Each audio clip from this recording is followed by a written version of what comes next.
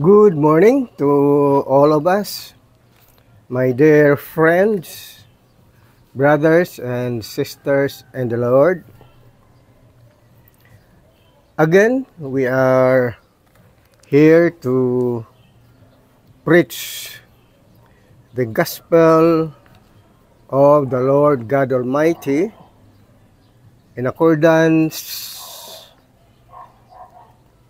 with the truth as written in the Bible. What we are going to take up today is with regard to doctrine of one God, the Holy One.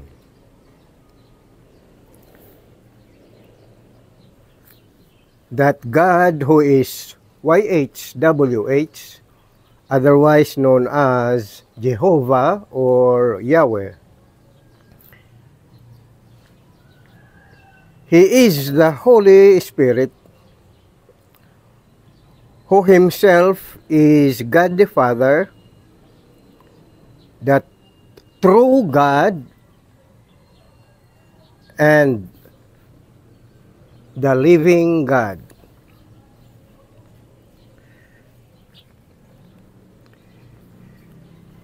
This doctrine tells about the Holy Spirit,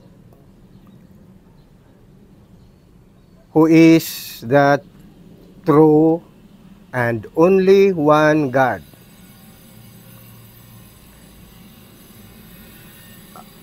Other group of religions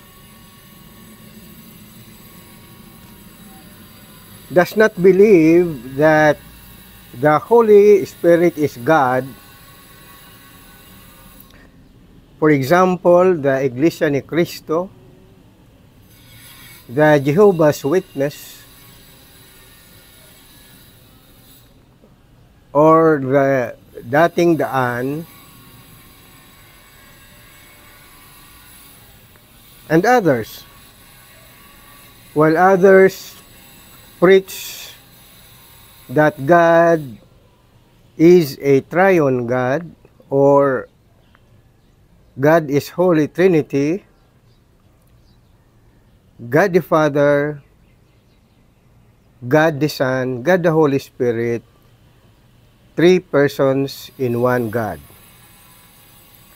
But what you will hear today is the preaching by which may be unknown to you. But this is what is written in the Holy Scriptures. That God the Holy Spirit is the true and only one God. The Old Testament and the New Testament maintained that there is only one God, and God is Spirit.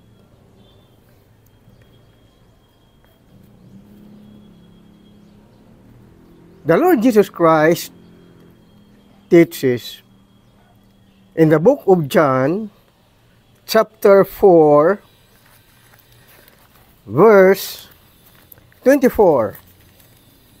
He says, God is a spirit, and they that worship him must worship him in spirit and in truth. So the only true God is the Holy Spirit, because the Lord Jesus encouraged the believers to worship God in spirit and in truth. Also, God is holy. According to the book of Joshua, chapter 24, verse 19, and 1 Peter, chapter 1, verse 15 and 16. God is holy. And therefore, God is the Holy Spirit because that is what the Lord Jesus teaches. And God is holy, and hence God is the Holy Spirit.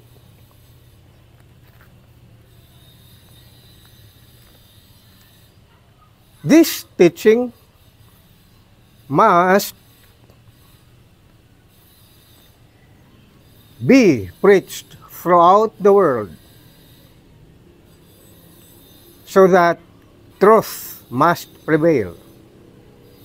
It is now time to worship God in spirit and in truth, and that one and only God is the Holy Spirit.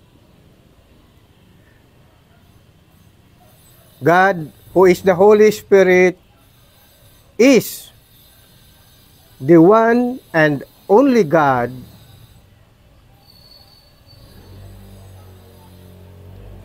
taught by Moses to the people of Israel during the Old Testament times. God, who is Spirit, is not man. God, who is Spirit, has no flesh and bones. God, who is Spirit, is invisible. He has no form.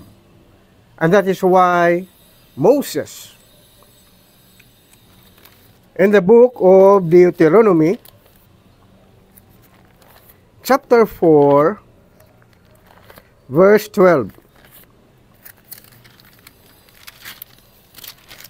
told the people of Israel about the Holy Spirit God. According to him,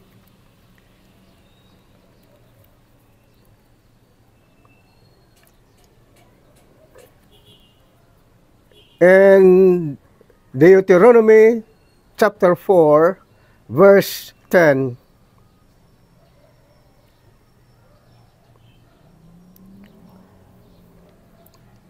up to 19. Especially the day that thou stood before the Lord thy God in Horeb, when the Lord said unto me, gather me the people together, and I will make them hear my words, that they may learn to fear me all the days that they shall live upon the earth, and that they may teach their children. And ye came near and stood under the mountain, and the mountain burned with fire, and to the midst of heaven with darkness, clouds and thick darkness. And the Lord spoke unto you out of the midst of the fire. Ye heard the voice of the words, but saw no similitude. Only you heard a voice. And he declared unto you his covenant, which he commanded you to perform, even the 10 commandments, and he wrote them upon 2 tables of stone. And the Lord commanded me at the time to teach you statutes and judgments, that ye might do them in the land whither ye go over to possess it. Take ye therefore good heed unto yourselves, for ye saw no manner of similitude on the day that the Lord spake unto you in Horeb out of the midst of the fire, lest ye corrupt yourselves and make you a graven image, the similitude of any figure, like the likeness of male or female, the likeness of any beast that is on the earth, the likeness of any winged fowl that fly in the air, the likeness of anything that creepeth on the ground, the likeness of any fish that is in the waters beneath the earth, and lest thou lift up thine eyes unto heaven, and when thou seest the sun and the moon and the stars, even all the host of heaven, should be driven to worship them and serve them, which the Lord thy God hath divided unto all nations under the whole heaven. So, that is the nature of the Holy Spirit, who is God, whose name is YHWH, otherwise known as Jehovah or Yahweh. In English translation is Lord. So the Holy Spirit, who is the Lord God Almighty, revealed himself to the people of Israel through Moses.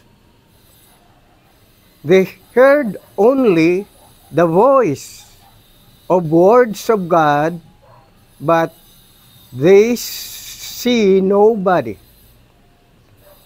except they heard only the voice of God, who is the Holy Spirit. And so that is why, my dear brothers and sisters in the Lord, it is now time to rethink and change your mindset on how to worship God.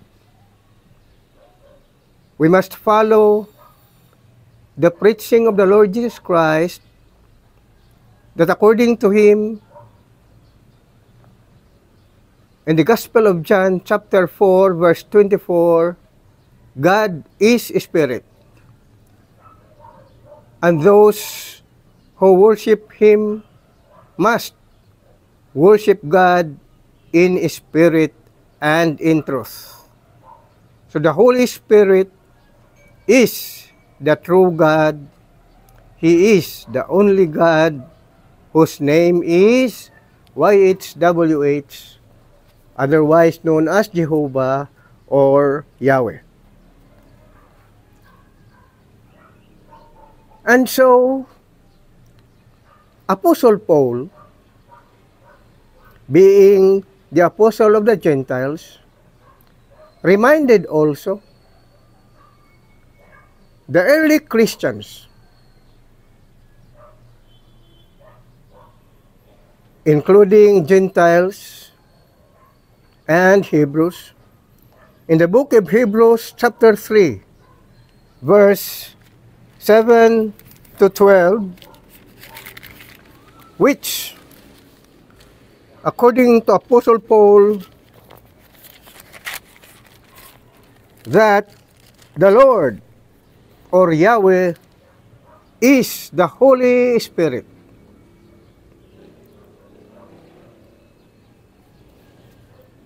In the New Testament and the Old Testament, God does not change. Being the Holy Spirit, he is eternal and he doesn't change. We are going to read chapter 3 of the letter of Apostle Paul to the Hebrews.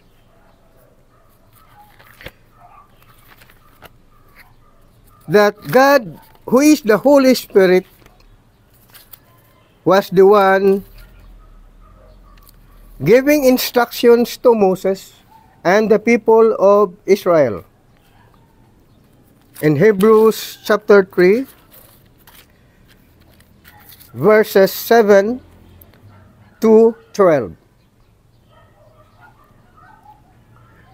Wherefore, as the Holy Spirit said, today, if you will hear his voice, harden not your hearts, as in the provocation in the day of temptation in the wilderness, when your fathers tempted me probed me and saw my works 40 years.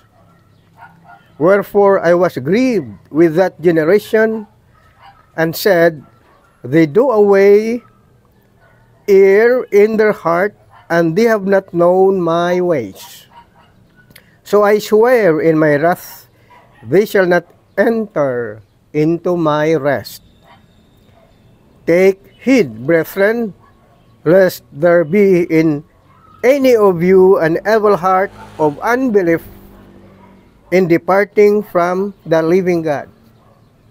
So Apostle Paul reminded the early Christians in his letter to the Hebrews, chapter 3, verses 7 to 12, that the Holy Spirit is the Lord. He is the living God. That we should believe that the Lord, who is Yahweh or YHWH or Jehovah, is the God. The same God of the Old Testament and the New Testament, who covenanted with the people of Israel. The Holy Spirit is the living God. Why is He the living God? Because the Holy Spirit is eternal. He existed forever and ever. He is everlasting. God does not die. So He changed not. So God, who is the Holy Spirit, is the same God of the Old Testament and the New Testament, even today and forever. That is why the Holy Spirit, who is the Lord or Jehovah or Yahweh, in some other translation, is the eternal Spirit, the everlasting God, who doesn't change. He is the Holy Spirit, the God who covenanted with the people of Israel and the Old Testament times, and also the same God of the New Testament and even today, who is calling us unto salvation so that we could attain the life everlasting. Furthermore, my dear brothers and sisters, that this Holy Spirit, who is Jehovah, is God the Father. In Isaiah chapter 63, verse 10 to 16. This is what Prophet Isaiah had written.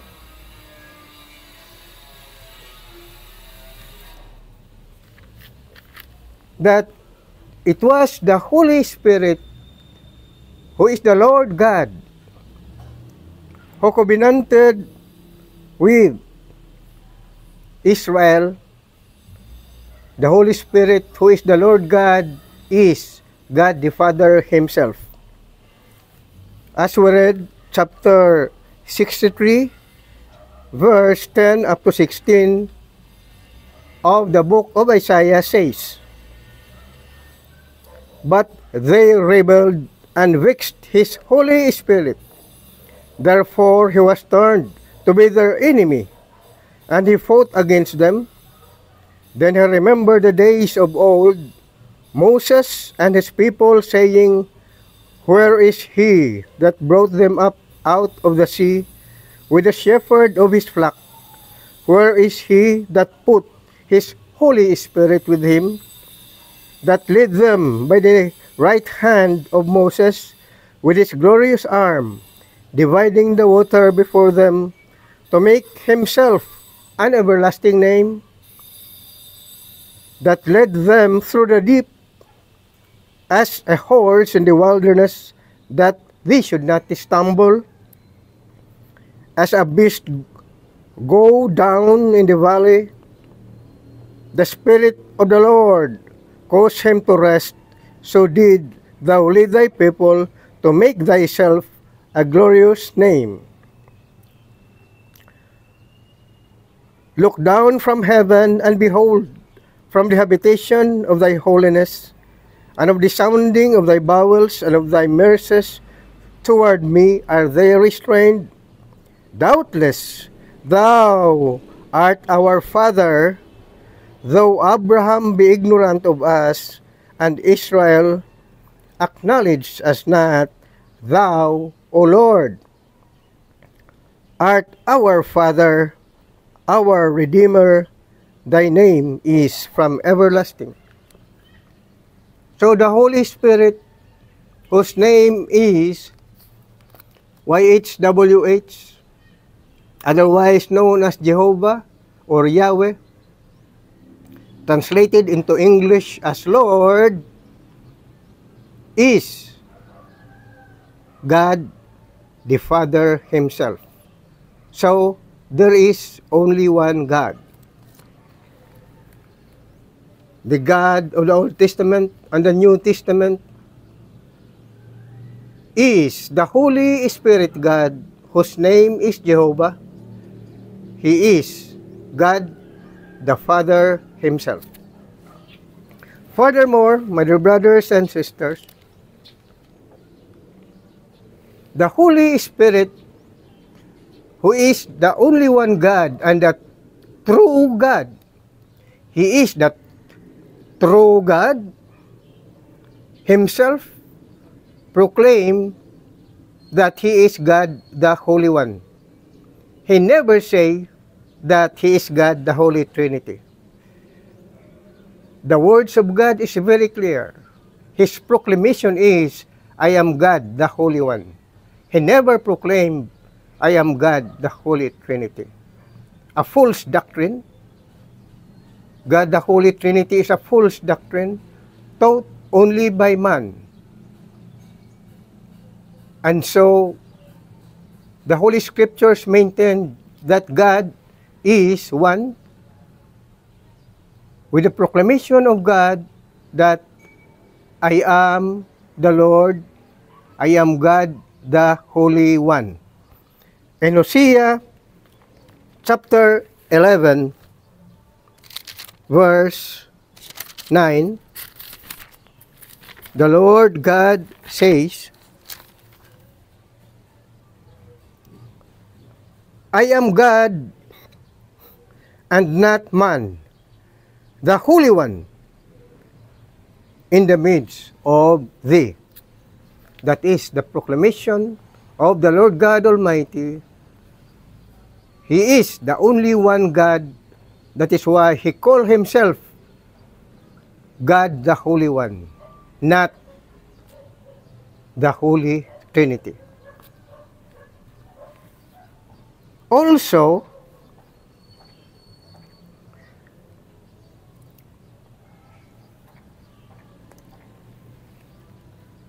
God in Hebrew, in singular form, is El. And its plural form is Elohim. But whether or not God is El in singular form, or God is Elohim in the plural form, the Holy Scriptures maintain that God is Holy One, not Holy Trinity. This is the precise and true doctrine of the Lord. Whether God is Elohim, or whether God is El in singular form, or Elohim in the plural form, God will say, I am God the Holy One. That is written in Hosea chapter 11 verse 9, Isaiah chapter 43 verse 3, and Isaiah chapter 45 verses 11 to 12. So my dear brothers and sisters in the Lord, do not forget and always remember that the true teachings of the Lord Jesus Christ, God is Spirit. God is holy. That is why He is the Holy Spirit. His name is YHWH, otherwise known as Jehovah or Yahweh, translated into English as Lord. God the Holy Spirit, who is Jehovah, is the only one God, the Father, the Almighty, and the living God. That is why God is only one. God says, I am God, the Holy One. Never did He say Trinity. That is why it is not written in the Bible. What is written is Holy One. Good morning. This is Pastor Absalon Rabadon Jr. from San Jose del Monte City, Bulacan, Philippines. God bless us all. Praise God. Alleluia, alleluia, alleluia. In Jesus Christ's name, amen.